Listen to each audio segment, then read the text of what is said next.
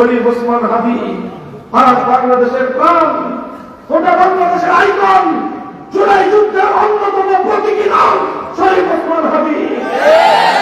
তার বক্তব্য ছিল এই সকল সুশীলগিরির বিরুদ্ধে, তোমরা এই সমস্ত কার্যক্রম করবা, এই সকল সুশীলগিরি করবা, বাংলাদেশের ইতিহাসের সঙ্গে গাদ্দারি করবা, আগামী প্রজন্ম সেই গাদ্দারি হতে দেবে না। কি করবে আমার প্রজন্ম সেটা তার ইতিমধ্যে প্রমাণ রাখতে শুরু করেছে। শরীফ ওসমান হাদি মৃত্যুবরণ করেছে।